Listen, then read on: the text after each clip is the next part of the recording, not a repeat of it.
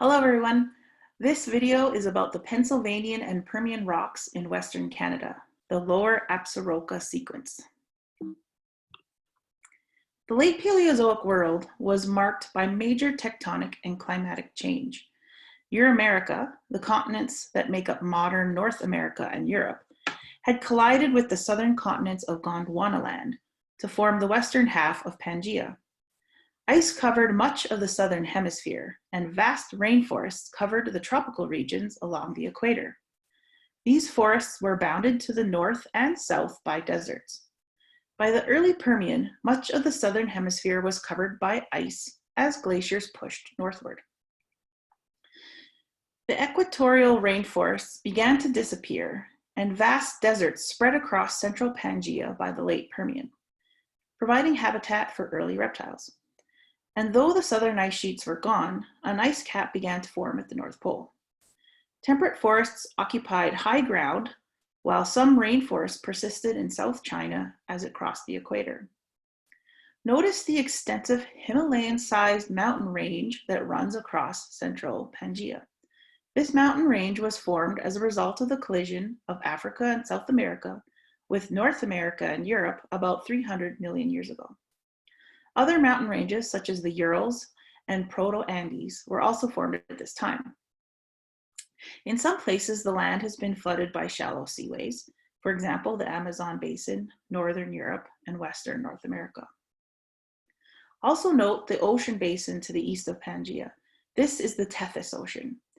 It closed progressively during the last 200 million years as continents from the southern hemisphere drifted northward and collided with Eurasia.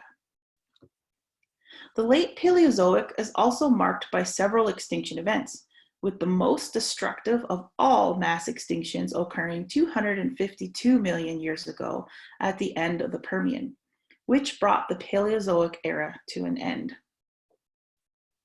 In terms of relative age, the late Paleozoic includes the Carboniferous, which is made up of the Mississippian and Pennsylvanian periods, and the Permian period.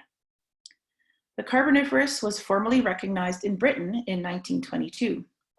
Its name was chosen to reflect the vast Carboniferous coal deposits, which had long been mined for fuel in Europe.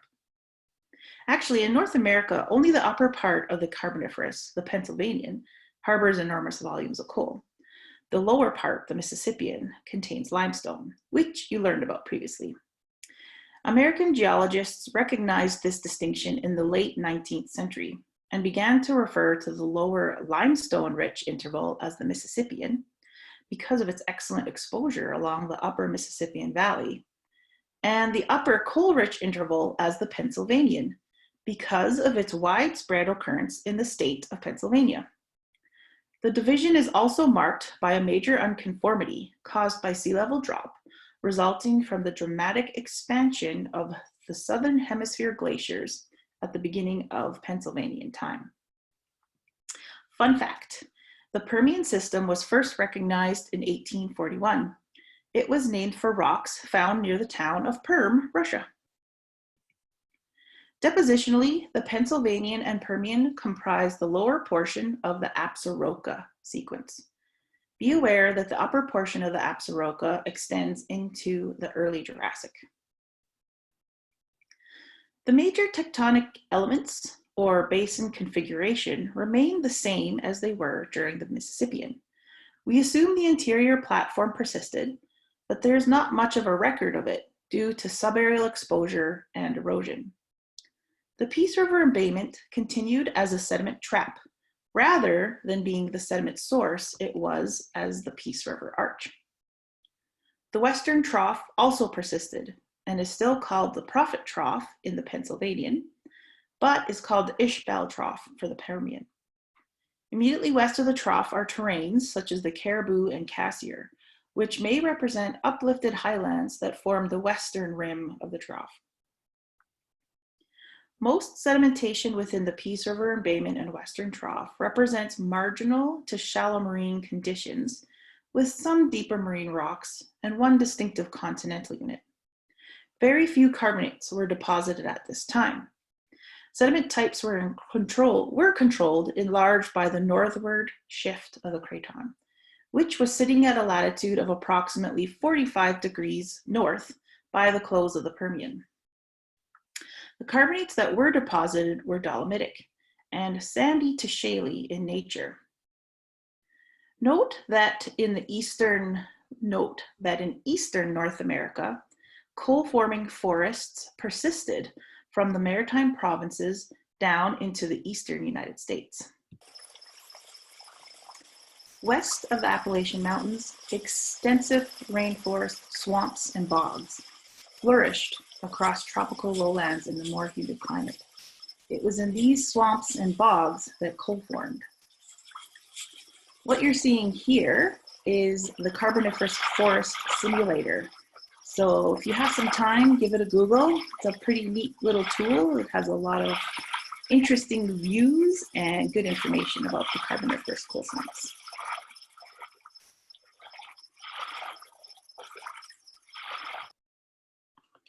Worldwide, we see tremendous success of tree-sized land plants at this time, including lycopods and cycadioids.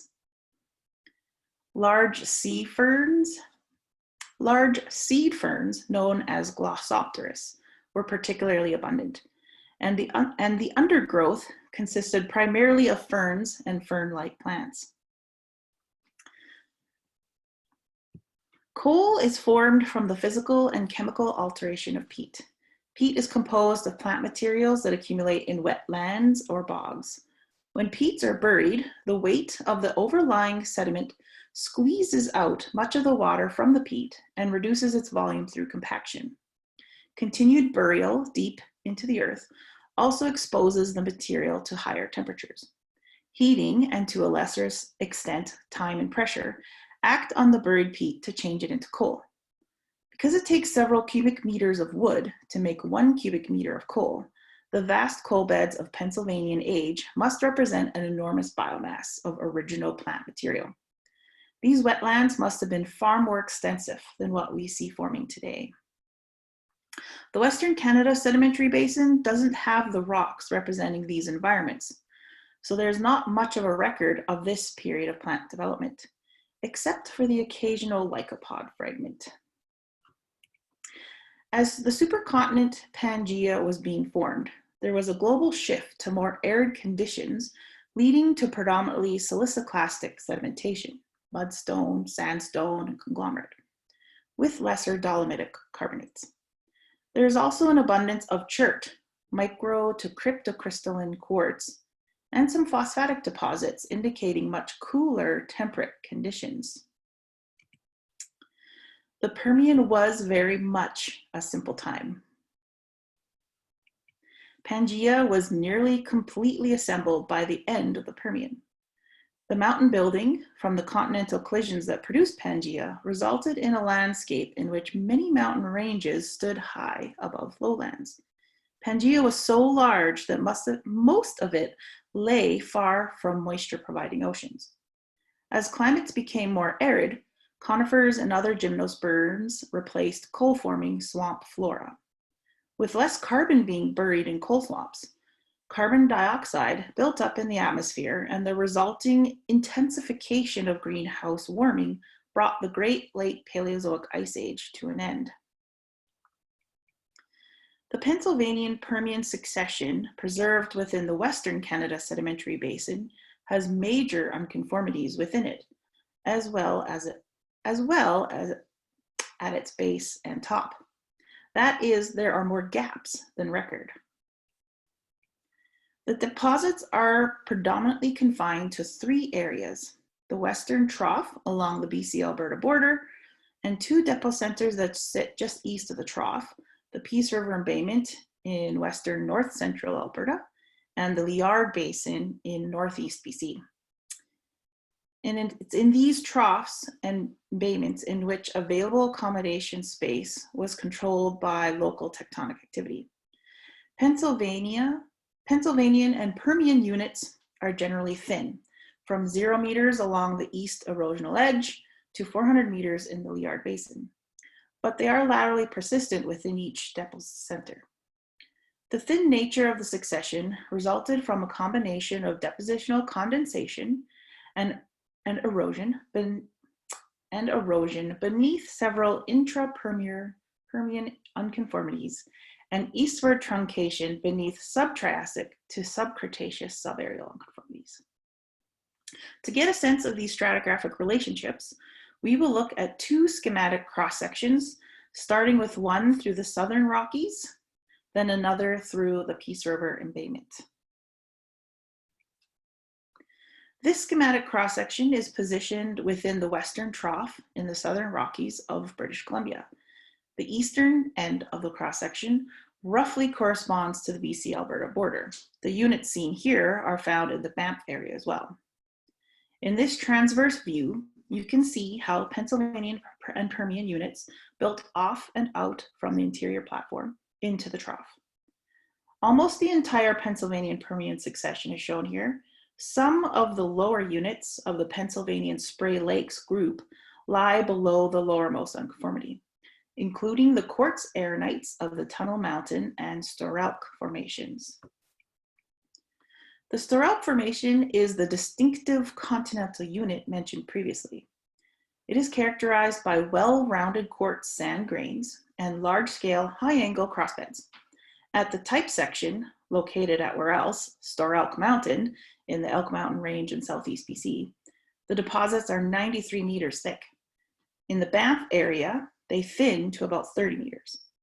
This unit is similar to the iconic Jurassic Navajo sandstone that is prominent in Red Rock Canyon and Zion National Parks in southern Utah.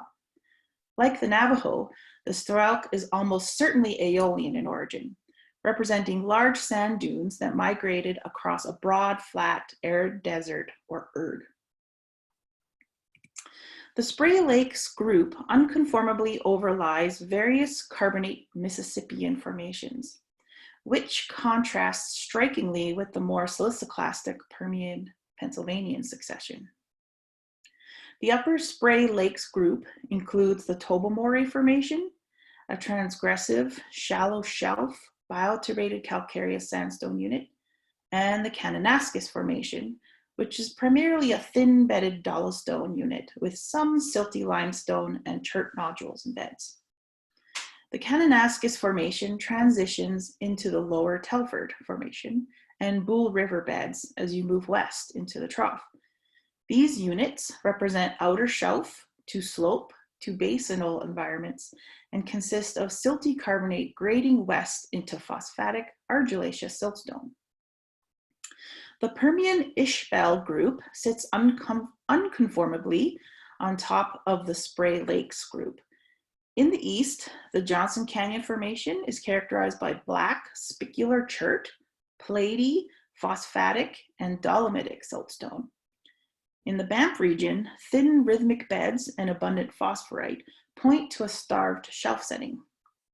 Moving west into the trough, you will find the Upper Telford and Upper Ross Creek formations, which are both sandy to silty carbonate units with abundant chert and phosphate. They prograde west and interfinger with the basinal deposits of the Lower Ross Creek Formation, which is a phosphatic argillaceous and calcareous siltstone. The uppermost unit of the Permian Ishbel group is the Ranger Canyon Formation. It consists of blue-gray chert, silicified sandstone and conglomerate, and phosphatic siltstone deposited in a slope setting that transgressed over an intra-Permian disconformity.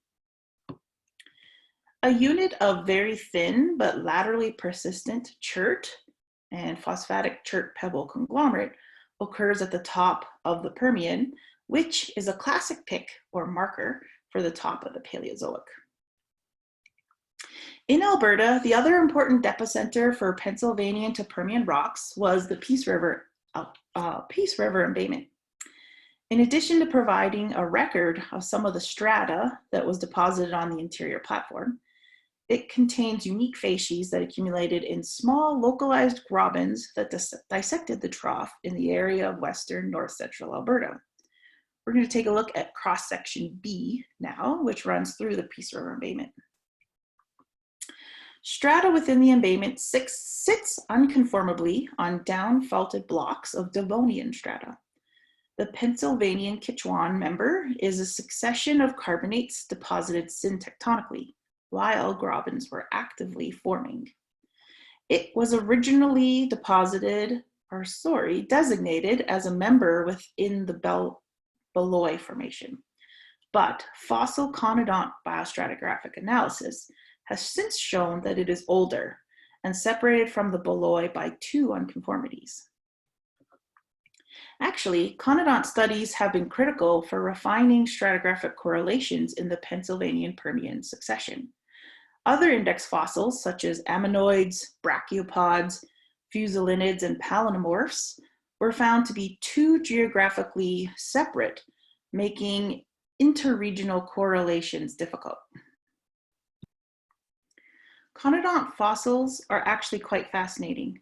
They are a group of extinct marine animals resembling eels that were entirely soft-bodied except for an apparatus of tiny tooth-like elements ranging in size from 0.3 to 3 millimeters and situated in the mouth and or throat.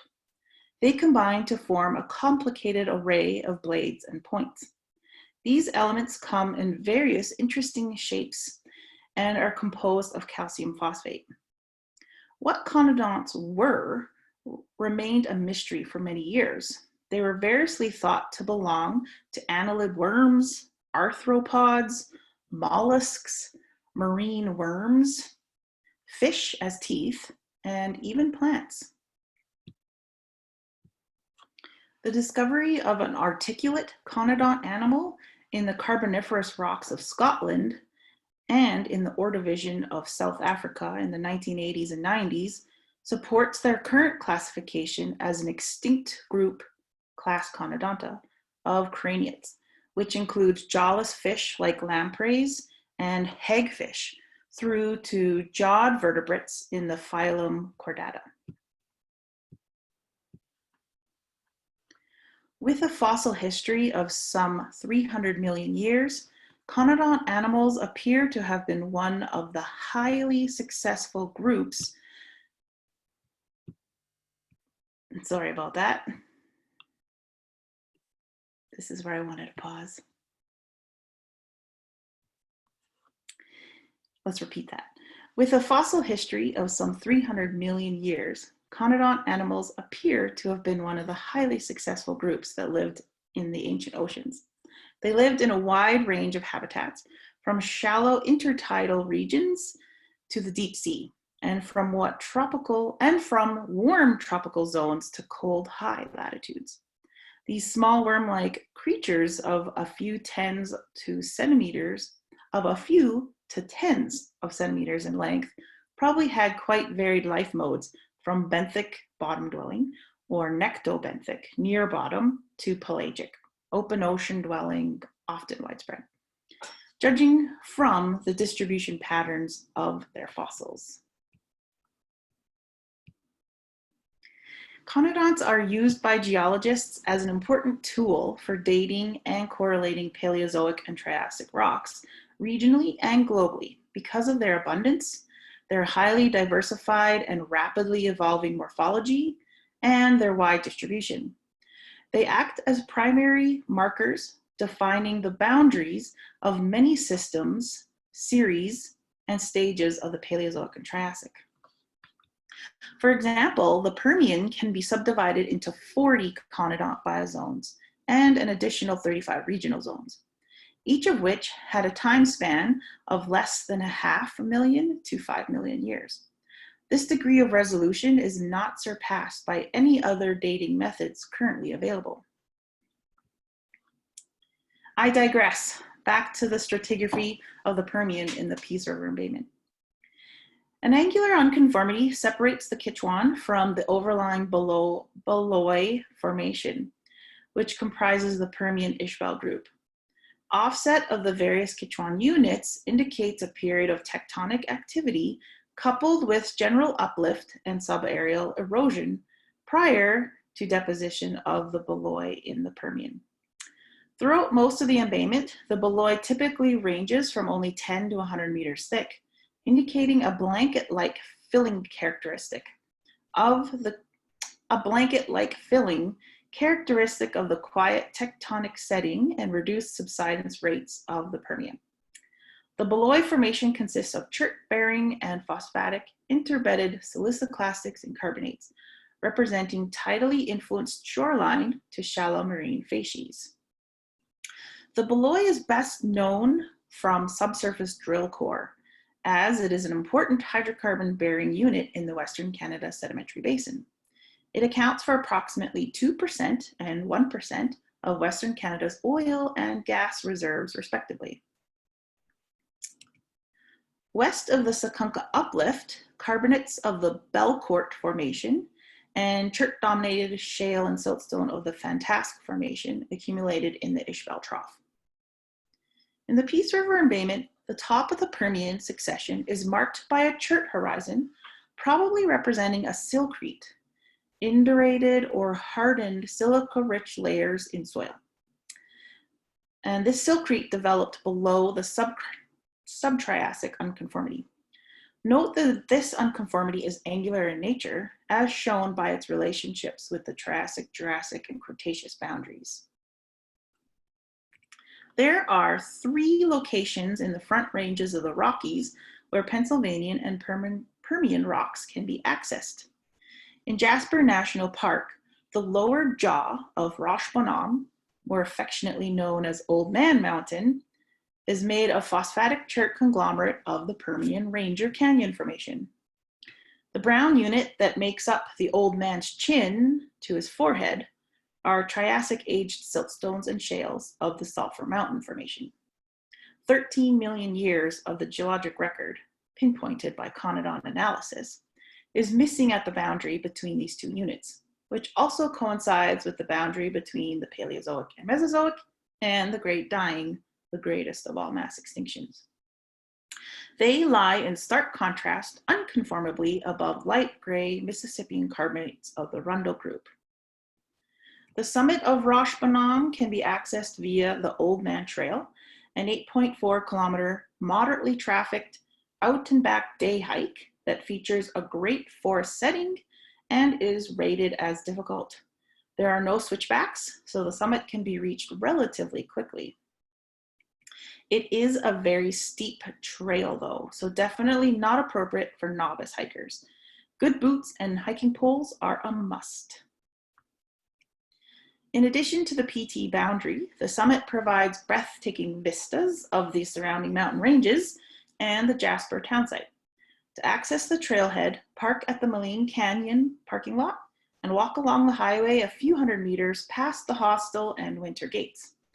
The beginning of the Roche Bonhomme Trail is marked by a large cairn. Pennsylvanian and Permian strata also outcrop in Banff National Park at Lake Minnewanka, and within the Banff townsite at Bow Falls and on Tunnel Mountain. Lake Minnewanka fills a zigzagging valley about 5 kilometers northeast of the Banff townsite. It owes its existence to a succession of dams built to supply the town with hydroelectric power. The first was built in 1895, the second in 1912, and the third in 1941. The most recent dam raised the lake 30 meters and submerged the resort village of Minnewanka Landing.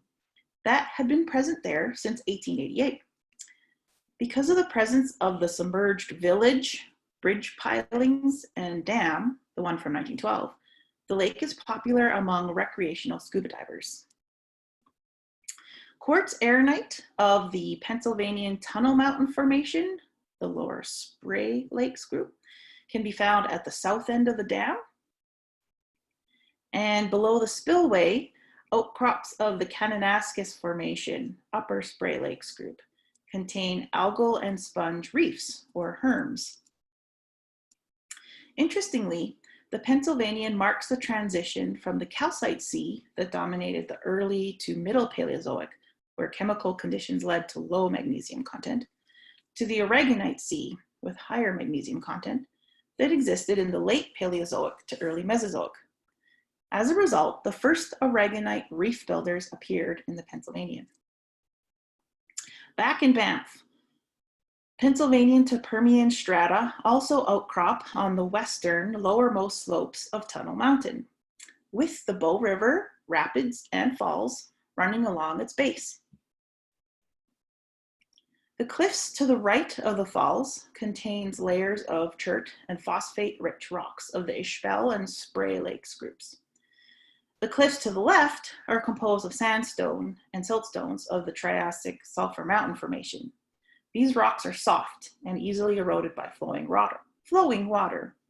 Therefore, the Bow River runs along the Permian-Triassic boundary at this location. The prominent thick layer of phosphatic chert conglomerate in the cliff to the right of the falls is the Ranger Canyon Formation. It outcrops on the south bank of the Bow River as well, just downstream from the falls where the Spray River enters the Bow River. Side note, phosphate-bearing rocks are used in the production of fertilizer and are therefore of particular importance to the agriculture industry in Alberta. Unfortunately, this phosphate deposit is too thin to be mined economically. To the right of the Ranger Canyon Formation are the Johnson Canyon and Kananaskis formations, as well as the type section of the Tunnel Mountain Formation further downstream. At the Tunnel Mountain Road viewpoint, you can see a fantastic view of the Banff Springs Hotel with the Ranger Canyon conglomerate in the foreground. You can also access an excellent outcrop of the Permian Ishbel group. Here you will see the phosphatic and chert-rich silty and sandy dollostones and calcareous mudstones of the Johnson Canyon and Kananaskis formations. At the close of the Permian, 252 million years ago, was the single most significant mass extinction in Earth's history. It is, after all, why this boundary is recognized, and moreover, why it constitutes a boundary at the era level. It is estimated that 96% of species, 83% of genera, and 57% of families of marine invertebrates became extinct. 70% of land invertebrates and 30% of insects also disappeared. The fossil record shows total extinction of trilobites, rugose and tabulate corals, the sail-backed reptiles such as the well-known Dimetrodon, and the Glossopteris flora. Huge losses of life were suffered by ammonoid cephalopods, crinoids, bryozoans, brachiopods, amphibians, and mammal-like reptiles as well. Significant losses were experienced by pelecypods and gastropods. Thus, marine and non-marine, invertebrate and vertebrate, plus animal and plant groups were affected. Pinpointing the exact cause of the Permian-Triassic extinction is difficult, mostly because it occurred over 250 million years ago. And since then, much of the evidence that would have pointed to the cause has been destroyed or is concealed deep within the earth under many layers of rock. The seafloor is also completely recycled every 200 million years by the ongoing process of plate tectonics and seafloor spreading, leaving no useful indications beneath the ocean. Yet, scientists have gathered significant evidence, and several mechanisms have been proposed. The proposals include both catastrophic and gradual processes, similar to those theorized for the Cretaceous-Paleogene extinction event. The catastrophic group includes one or more large boloid impact events, increased volcanism, such as that seen at the Siberian traps, and sudden release of methane from the sea floor, either due to dissociation of methane hydrate deposits or metabolism of organic carbon deposits by methanogenic microbes. The gradual group includes climate change due to the assembly of Pangea, sea level change, increasing anoxia, and increasing aridity. Any hypothesis about the cause, however, must explain the sensitivity of the event, which affected organisms with calcium carbonate skeletons most severely. The long period, 4 to 6 million years before recovery started, and the minimal extent of biological mineralization, despite inorganic carbonates being deposited once the recovery began.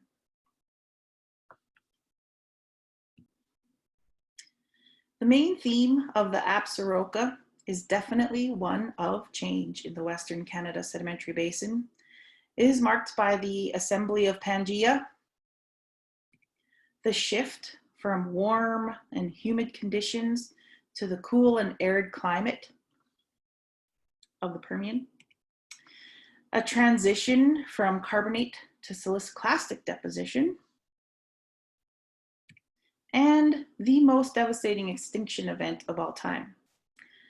The Pennsylvanian and Permian deposits might be thin and limited in areal extent in the Western Canada Sedimentary Basin, but globally, they tell a fantastic geologic story.